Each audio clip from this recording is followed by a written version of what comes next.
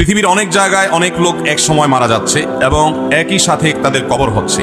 প্রশ্ন হলো, একসাথে রাসূল সাল্লাল্লাহু আলাইহি সাল্লামকে কবরে কিভাবে দেখানো হয় এবং কিভাবে তাদের সওয়াল জবাব অনুষ্ঠিত হয়? এই ধরনের প্রশ্ন আমাদের অনেকের মনে আসে যে পৃথিবীর বিভিন্ন প্রান্তে একই সঙ্গে বহু মানুষকে কবর দেওয়া হচ্ছে। মুহাম্মদ সাল্লাল্লাহু আলাইহি সাল্লাম তো একজন। আমরা জানি মানুষের মৃত্যুর পর বারজাখী জীবন মানে হলো মৃত্যুর পর মানুষ যে জগতে থাকে সেটা কবরস্থ হতে পারে, সেটা কোনো মানুষকে বাগে খেয়ে ফেললে তার পেটে গিয়ে তার শরীরের সাথে মিশে গিয়ে সেই জায়গায় অবস্থিত হতে পারে, মাটির সাথে মিশে যেতে পারে, আগুনে পড়ে ছাই হয়ে ভস্ম হয়ে যেতে পারে। মানুষের ধ্বংসাবশেষ যে অবস্থায় থাকুক না কেন, সেই জগৎটাকে বলা হয় বারজাখী জগৎ। কোরআনে আল্লাহ বলেছেন, ওমিন ওয়ারাইহিম বারযাখুন ইলা ইয়াউমি ইউবআসুন। মৃত্যুর পর কিয়ামতের আগ পর্যন্ত মানুষের যে জীবন আছে এটা হলো বারজাখী জীবন। এই বারজাখী জীবনে আমরা জানি মুনকার এবং নাকির ফেরেশতারা সওয়াল জবাবের মুখোমুখি করেন।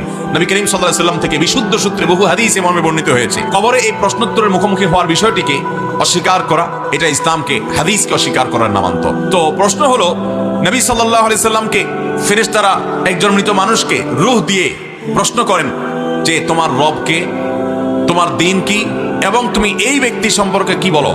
এখানে অনেক ওলামায়ে কেরাম, অনেক মুহাক্কিক বিশ্লেষকগণ বলেছেন যে নবী সাল্লাল্লাহু আলাইহি সাল্লামের ছবি দেখিয়ে বা তাকে দেখিয়ে প্রদর্শন করে বলা হয়, কিংবা তার নাম সব উল্লেখ করে বলা হয় যে তার সম্পর্কে তোমার মন্তব্য কি।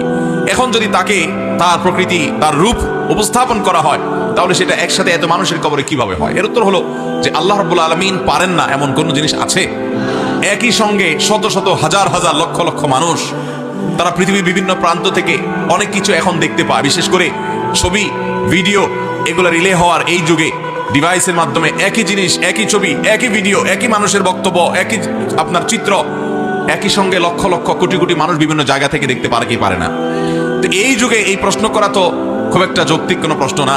আজ থেকে 500 বছর আগে, 600 বছর আগে, 1000 বছর আগে মানুষ যখন এই টেকনোলজি দেখে নাই, তখন এই প্রশ্ন করলে সেই প্রশ্ন যৌক্তিক ছিল যে কিভাবে এটা হবে। এটাও আরেক মিরাকল যে 1450 বছর আগে কোরআন এবং হাদিস যা বলেছে তার অনেক কিছু তখনকার মানুষের কাছে বুঝে আসে নাই, কিন্তু এখন আমাদের কাছে দিনের আলো মতো পরিষ্কার হয়ে গেছে। হয়েছে না হয় নাই? মানুষের সমস্ত আমলগুলো কিয়ামতে মাপা হবে। আমল আবার কিভাবে মাপে? আমল তো কাজ তো আর ধরা ছোঁয়া যায় না। এটা তো অস্পৃশ্য জিনিস, এটা তো অদৃশ্যের জিনিস, এটা তো পরিমাপ করতে পারার কথা নয়।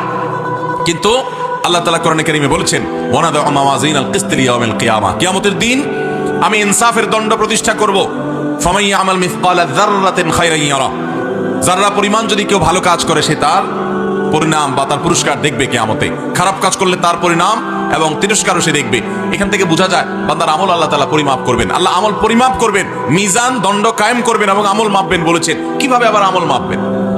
এটা তো একসময় পৃথিবীর মানুষ